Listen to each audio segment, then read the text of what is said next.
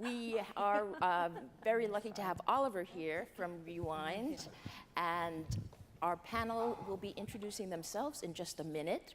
But I'm going to do a quick introduction, and I think we all know what virtual reality, what augmented reality mean.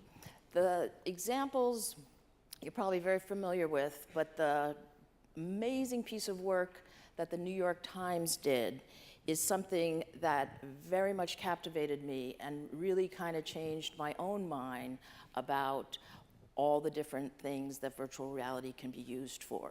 So you may know that the New York Times calls virtual reality an empathy machine. And just like the invention of photography changed journalism, photojournalism was born more or less the second day that photography came into being, because a storyteller will seek the best possible tools to get that emotion and that narrative across. And the New York Times in 2015, they had an amazing piece of content about the refugee crisis. They bundled a Google Cardboard with 1 million of their Sunday papers so they could distribute it to their readership, and they could see for themselves what that experience is like.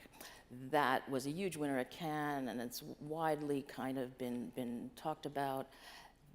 When our business as communicators and in the work we do with clients, when media is moving to these tools, you know that our communication should be using that full toolbox as well.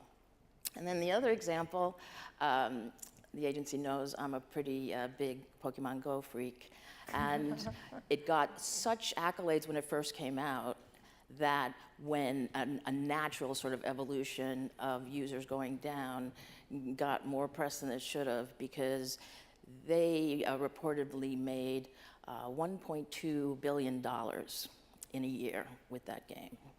And that's certainly an incredible statistic. But they also still have 65 monthly users. So it's alive, Pokemon are among us, but it was a great way to show how the interaction of the real world and virtual additions could happen. So I am going to have our lovely panel introduce themselves. I think we have a clicker. But first, and I know we've all seen the lovely hype cycle before, I did get a lot of satisfaction out of seeing that virtual reality, according to Gartner, is in the slope back up. No longer in the hype part or the down part, but it is definitely in what's happening right now.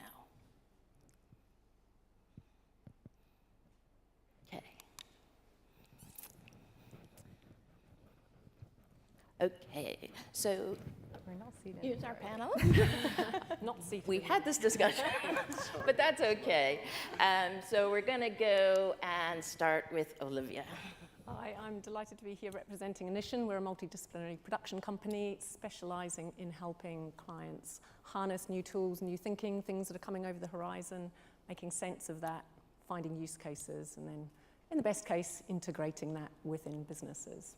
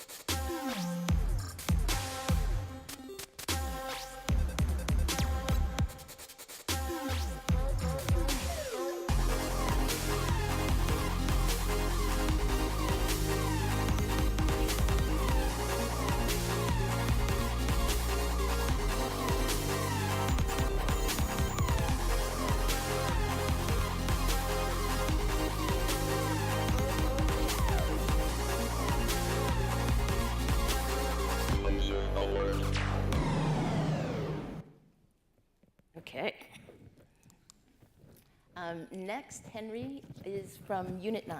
Hi guys, I'm a creative director at Unit 9. We're an innovation studio. I guess we specialize in what I call making emotional experiences with technology. We sort of help clients leverage digital or other forms of technology for storytelling. And this is going to be our showreel. Thank you.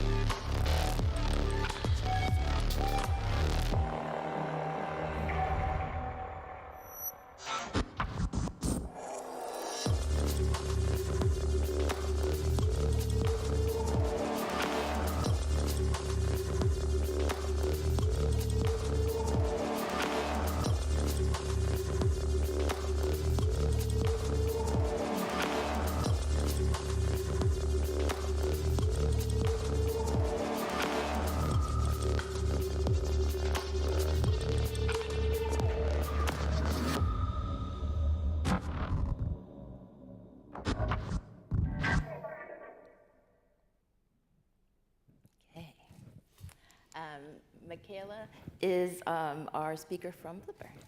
Hi everyone, I'm Mikela Eskenazi, Commercial Director at Blippar. Blippar is one of the pioneers in augmented reality since 2011, and we specialize in working with brands, retailers, and agencies to embed essentially augmented reality in their marketing and communication programs. So you'll see some of the examples here, and I'm very excited to be here today to share some of the learnings along the way on this technology.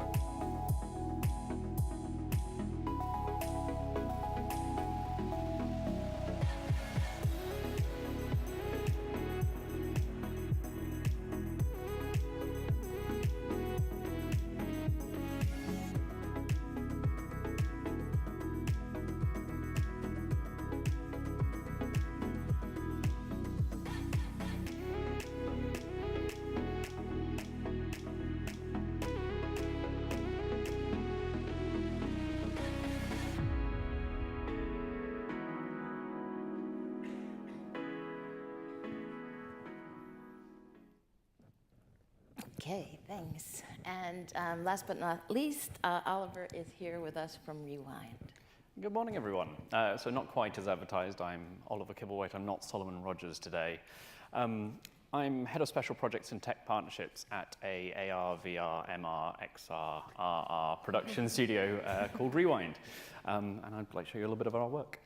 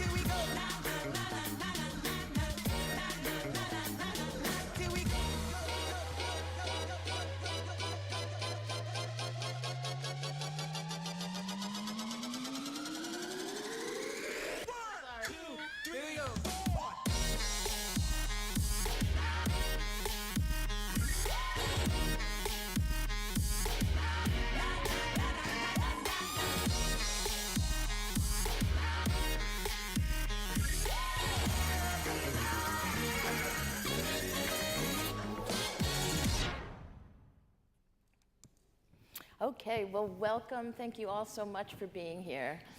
One of the things I liked about all those videos, it shows quite a diverse range of industries. So you saw a few snippets that were healthcare, obviously some retail, some e-commerce, a lot of automotive, a really good range of the different ways businesses are using these technologies.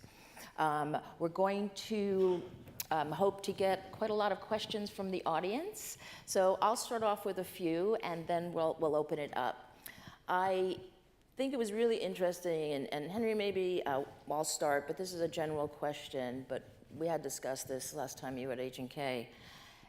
We have augmented reality, we have virtual reality, mixed reality, or a phrase I actually like better, people are calling it hybrid reality. That somehow sounds, I don't know, more natural. They're coming together. Are they becoming one thing? Yeah, I think my opinion on it is that they probably always were one thing. I think I like all the various acronyms and names that we're given to this space. For me, I think it's just, we're sort of in this stage with this technology where it's like when we used to call the internet the net, or internet with a capital I. It's like, this is just going to become normal in the next however long it is, until it sort of finally becomes an established part of our culture. So I think the distinctions between AR and VR will probably drop away fairly quickly. The latest stuff from Apple, the AR kit, I mean, all the latest, Blippar, obviously, I'm a huge fan. The latest AR innovations are really like blurring the lines between AR and VR. Yes. And that, I think, needs to be the future of this space, is gonna become more popular. Mikela, you are a little bit different in that these guys are studios making wonderful things. You're really a platform, or Blippar's a platform. Do you see them coming together and your augmented side getting... And the virtual reality yeah. side. So I think at the moment it's still quite separated in the sense that AR is really about augmenting something in the physical world. So you still need to be connected, you still need to be in the room or interacting with an object. Whereas virtual reality, you're totally immersed in another world through a headset. Yeah. What we're seeing that's happening is obviously those headsets are becoming lighter and lighter, and they're also sort of dropping that full virtual immersion, but also connecting with the real world. And that's where both are really going to come together. Now, what's great is that the fundamental way that you build AR and VR are quite similar. So everything, for example, that we're doing on our side on AR essentially is now on a phone, but could be very easily transferable onto a headset, glasses, smart glasses, whatever that is, coming up in the next few years. So it is definitely merging, but I think we have still some time to go with the hardware coming up. It's good to know that they do share some of those assets that might be used to create it. I'm interested in, from your perspectives, how do you know when an idea is a really great idea for AR, VR, hybrid reality? So Oliver, you probably see a lot of the different agency ideas coming in. What makes a really solid idea? In reality, sorry. It's ideas that you just can't achieve physically. If you could do something for real, go and do it for real. If you can build something, build it. If you can't build it, you can't visualize it, we don't have the technology, then use the immersive technologies to help extend your reality and take you to somewhere that you can't get right now. I say that VR is really good for anything that's dangerous, expensive, or otherwise prohibitive. It's too dangerous to build, you can't go there. It's too expensive to get there. Space, for instance, we built an immersive spacewalk. It's a really good way of getting an idea of what that might be like without the expense and danger of going there. Yes. But in reality, it's why using the technology. You have to have a compelling story to tell in the medium, and if you don't, it's just a buzzword. It's a little trinket to hang on whatever other campaign you're trying to push at that point. And we're very passionate about making sure that people don't create technology or technology-based experiences for technology's sake. It has to have a reason. We would agree with you. Olivia, what are the kind of ideas that you would go yes versus, you know what, not so much? Yeah, I think building on the comments here, anything that has a multi-sensory capability, I think VR in particular, probably AR to a certain extent as well, is still by and large in the public imagination and most people's uses of it, primarily in audio-visual with some elements of movement. But if there are, use cases where you think, actually, let's think about smell or taste or definitely touch more and more, these are the sorts of compelling ideas or possibilities. And obviously brands have a lot of these types of needs for the platforms. Henry, you were just saying some things the other day about when you set out to concept, if you're a creative team and you're thinking about how might we arrive at what's a truly valid use of the medium. What's some of your top tips? I think that's absolutely right. I think you can tell the difference between an immersive concept and a concept that's just sort of been transposed from television or some other medium. The script just sort of smells of it immediately. Which is not to say that you can't take ideas out of those worlds, out of those media, and bring them to life in this space. But I really enjoy, I guess, immersive like right now I've got a particular fixation for immersive concepts that really leverage the physicality of the user. It's obvious, but it's something that we typically just still don't appreciate enough, I don't think, in this space. That not only can you walk around, but you can actually, you can kind of compel your user to get into like different body positions and body shapes, and that has an emotional impact on the sort of story that we're telling. You can make someone feel like a hero if they're sort of in this shape, or you can make them feel very small and scared if everything else around them is really big. So there's this whole sort of grammar of storytelling that I think only kind of comes to the fore when we're really focusing on the medium for the medium's sake and focusing on the craft of the medium rather than necessarily trying to do the next first thing in VR or AR. I think maybe in VR we're coming into that phase. In AR, we're coming into that phase. I think in VR we're kind of coming out of that phase of like the world's first VR, where you're jumping out of a plane, or that sort of story I think is falling by the wayside, and this space is starting to stand on its own and needs to stand on its own as a storytelling medium. Audi actually did a lovely piece that I saw them win at Cannes, where they had you in the driver's seat, in their actual seat with the right leather, whatever, with the wheel, and you had created a sandbox that you were going to drive through. So that physicality of driving was part of what was, the rest of it was all virtual in your headset. Now for Blippar, a lot of the interaction with the real world is purposeful. So it's not necessarily just a story, there's action orientated. How does that work in terms of creating concepts with those elements in mind? Absolutely. So the way that we work with the brands and their agencies is that we always start with the consumer at the center. So essentially what we'll do is sort of really map how they interact with the product in the physical world, in the digital world, how they think about it on their mobile phones, and we'll map that out and understand, is there something we can solve in a better way with AR or with this technology? And sometimes the answer is no, but sometimes it's yes. And generally, it will end up with two ways of adding value. One is added value in the moment. So for example, I'm looking at a product and I want to have a recipe on top of it because that's the best way to get a recipe. So that product is going to have an added value, or I'm in a fun moment and that product is going to give me some music on top of it. Or the second one is going to be, I reduce a one step in that journey and make it easier for the consumer.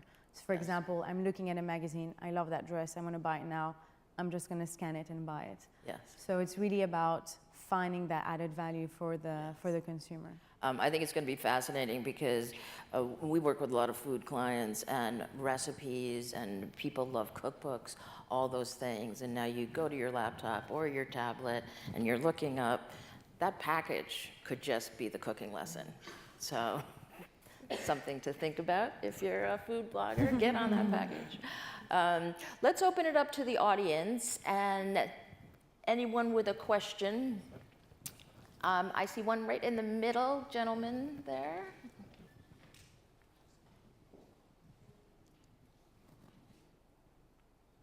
Hi, I'm from Lanson's Reputation Management Consultancy and work as a digital specialist. One of the areas we're really interested in is using VR and AR to change people's behaviours. I was wondering if you've got an opinion on that for the whole panel, and also if you've got any examples of perhaps where you've used your technology to change people's behaviours. Yeah, so we've been doing quite a lot of work in the third sector, so development sector, and I think one of the areas where that sector is actually quite far advanced and quite far ahead is in firstly using the tech to engage with, stories, but also being able to look at what, once people have viewed a piece of content or come in contact with a story or seen a case study. Clouds Over Cedar is a good example back in 2015 that sort of changed the game for charities in terms of fundraising, to use one example. But they are very adept, I think, at looking beyond, the tech, the storytelling, to look at what are they asking people to do beyond that point.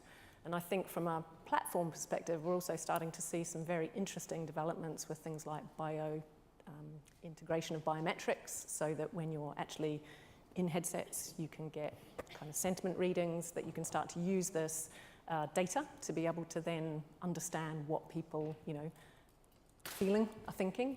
So there's sort of very interesting confluence of very unrelated sectors all doing work, but kind of leading to the same place. Research is another area, the understanding of things like schizophrenia or autism within a pure play research environment. Fascinating, detailed readings of people's bodies, of how people react in space. So I don't think it's going to kind of come from one place, but there's a lot of very interesting multiple paths happening across a lot of different areas that I think certainly for, for politics, for PR, for public and awareness raising, that's going to have a really big impact.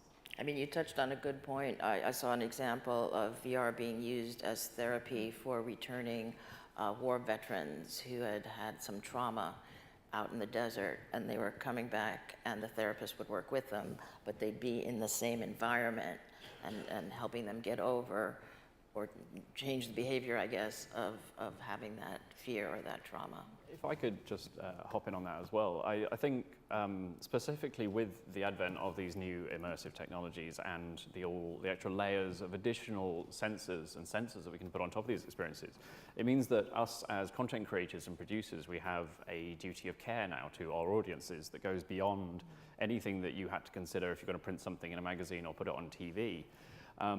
When you put someone in a headset, for instance, you take away their most basic response to something they don't like, which is, I'm assuming some of you have children in the room, and some of you have played with toddlers and spent time with them, and everyone knows about playing peekaboo with children.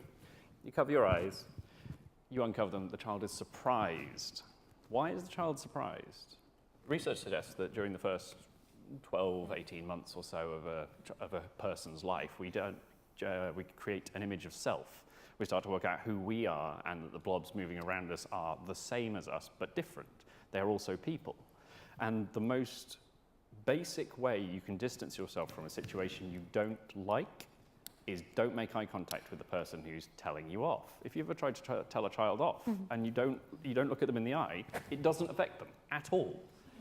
And then, back in the days of the DK1, people were like, oh, if you don't like roller coasters, just cover your eyes. But you can't do that. I totally do that. But that's the thing. If you just do that on the outside of a VR headset, you are still exposed to this piece of content that we've created. And I think that puts a massive amount of responsibility on us and you guys commissioning this sort of work to make sure that the sort of pieces that we're creating aren't creepy and weird and don't necessarily try and change your behavior without flagging it. We have a duty of care. I think that's precisely where it gets interesting, is pushing that. You know what I mean? I think we have a duty of care, but I also think we have a duty, not to be timid in that regard. I think this technology is redefining not just our relationship with computers, but essentially it's going to ultimately help to redefine, when it goes social, it's going to help to redefine our relationship with one another. And so, the human of the future who is enabled by these technologies is something that we obviously can't predict at this stage. And so, I don't know, I just think, for me at least, I've heard a few people talk about the duty of care we have as content creators, and it's right, but I guess as a creative, I just enjoy fucking with people, if you pardon the expression. But that's where I think, obviously you have to sort of bear that in mind, particularly when you're working in the branded space, but that's where it's possible to create memorable experiences that weren't possible before, precisely because of the new dynamics of these headsets. Should there be a rating system? Yeah, I think as for scary, I think Oculus does a rating system already for how how hectic it is from a VR, like how much movement or how, you know, just like how experienced one should be or how prone to nausea one is. Yes. Personally, yes. I currently think that the rating systems that you, as you point out, do exist, don't nearly go far enough. In the same way that you would warn someone at the start of a movie if there was going to be prolonged strobing, the same as if you went to a concert, we don't have any of that. The majority of times I've tried virtual reality experiences, it's, hey, do you want to try some VR? Try this. You're going to love it. And I'm like, well, firstly, don't tell me I'm going to love it. You'll predispose me not to like it. But then primarily, what you've done is you've put a piece of content on my face. I don't know what it's going to be. I don't know what it's going to contain. You don't know anything about my personal experience of life and what I might be adversely predisposed towards. I might have had a traumatic experience, a soldier coming back from a war zone. And I don't want someone putting something on my face. We have a wonderful demo station that immediately after this will be simultaneous with the lunch break. I don't think there's any any clues as to what some of those experiences will entail, but please do check them all out. You can try some of the wonderful work for yourselves, and that is, I think, going to be when maybe some of you will have questions after that, so please do tweet to our panel after you've had a chance to see some of the work that's upstairs. Another question from the audience? Okay, right in, yeah.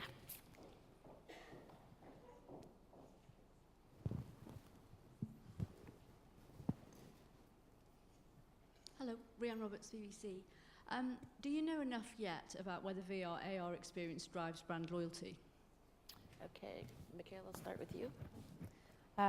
So we definitely have cases where AR experiences have driven a lot of engagement, repeat purchase, and sort of really engage people in another way. So two examples here.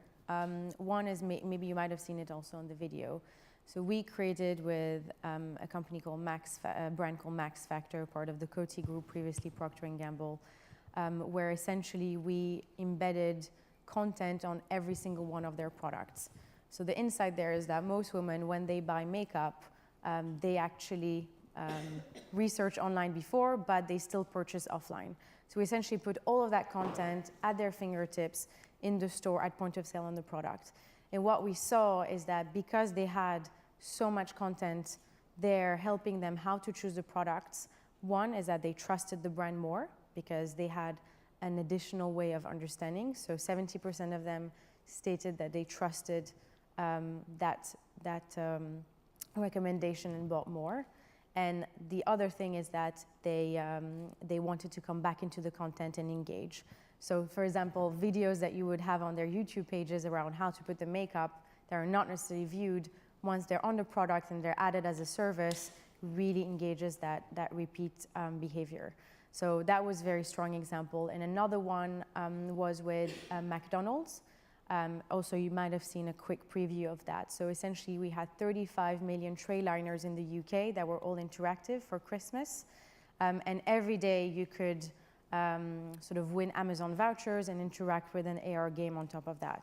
And what we saw is that in that month, on average, people were coming back 3 times. And you could only play once a day or get a sort of a price once a day. It's hard to set you can set your thing ahead.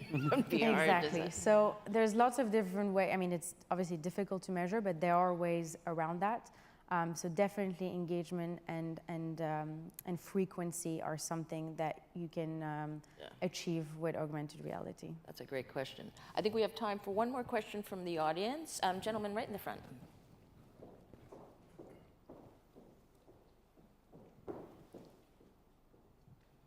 Thank you very much. It was hopefully a quick one. I run the sports presentation company. My name's Andy Friedlander. We produce large-scale live events in arenas and stadiums. And while a lot of the technology lends itself to human physicality, as beautifully demonstrated in the show reels you've got, when it comes to en masse large groups interacting using some of this technology, can you just give us your thoughts perhaps on anything you've seen that's valuable, engaging, that isn't just about where the nearest ticket concession is or the quickest way to the exit?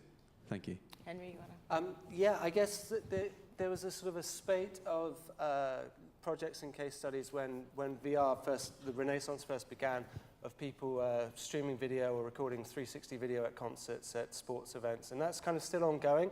I think what we've learned as an industry, perhaps some people on the panel might disagree, my opinion is what we've learned as an industry in some ways is the limitations of that. The limitations of 360 video as an immersive medium. In some ways, it's still open to some serious question whether it's a superior experience to watching an event on television, let alone to being at the event. So I think we've seen some interesting experiments in that regard. For me, I think the future, or where it's going to become more interesting, will be in the real-time 3D space rather than in 360 film. So where we're creating like entirely computer-generated inside a game engine, interactive large-scale events. So it might resemble something more like professional esports, or we're looking. There's obviously technologies now for streaming live volumetric capture of people. So for example, you could have Beyonce on a stage, and we have a 3D camera that's capturing her like volumetrically, and then your experience is like you're, I don't know, dancing along with Beyonce or whatever you want to do, which obviously, in my opinion at least, is superior to the kind of flat 360 video point of view. I think we're still a long way, but I just closed to say, I think, yeah, the more interesting stuff, I think, because VR is still primarily in the gaming space, is going to come out of the gaming world. It's going to be an experience that resembles Twitch, where you can have like a ride-along point of view as people are playing games like Minecraft, even, that sort of thing. Yes. Conversely, just to step away from VR momentarily, I think that mixed reality devices and augmented reality devices are going to be the way we reach mass adoption, obviously for the sort of the headset-worn devices, the Microsoft HoloLens, the Magic Leap of the world. We're going to be a couple of years away from that, but anecdotally, the best place to watch any sporting event, realistically, is at home on TV, because you get that lensed view, you get the up close, you get the replays, you get the extra data. If you go and see a football match, you go, oh, something happened over there, and then you look at the big screen to watch the replay to work out what actually went on. Mixed reality devices like the HoloLens, the Magic Leap, etc., will give you the ability to get that level of engagement and content at the event, which will possibly improve the experience of actually going and driving ticket sales to go to the events, rather than relying on the best seat in the house being at home. We built an experience for the Red Bull Air Race, which allows you to visualize live telemetry from the planes as they fly around outside. It's a time trial, so you can never see any competition. So we can take the ghost plane that you would normally get on TV and overlay that on a miniature version of the racetrack on your coffee table as the race is going on in real time. And conveniently, we have the demo outside. That is a beautiful segue. So just one quick last word from each of our panelists. What are you really looking forward to, either a piece of kit or a thing in the next couple of months that we should all keep our antenna tuned to? Quickly, start with Mikela. So for me, it's going to be the iPhone 10. Okay. Because it's going to be very, very powerful in terms of AR capability, and I think it's the first gateway to that. Me too. Yeah. We all have asked Santa. Me too. So the other thing I'd say there is just I think we're still, I can't yet imagine what the actual final piece of kit is going to be that allows us to interface with this spatial 3D world, because I don't think it's a headset, because they're just too clunky and ugly and embarrassing.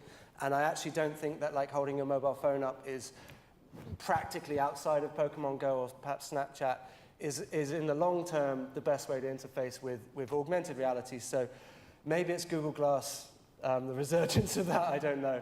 But I think, yeah, for me, we're still several iterations of solving that hardware problem for me. Okay. Magic Leaps on my, it's on a lot of people's wish list or Christmas list yet to arrive, but I think this idea of if whatever it is they're doing is correct, embedding imagery actually on the retina, I think that's, by the time we get quite really biometric about that, it is open fascinating. up a lot of really interesting. To think of how much money that company has raised without a single product. And continues to raise. Yeah. They're not done yet. Yes. Ditto. So please come back next year. Hopefully we'll have Magic Leap join our panel. And thank you all so much. Really delightful to have you. And it's time for lunch. Thank you.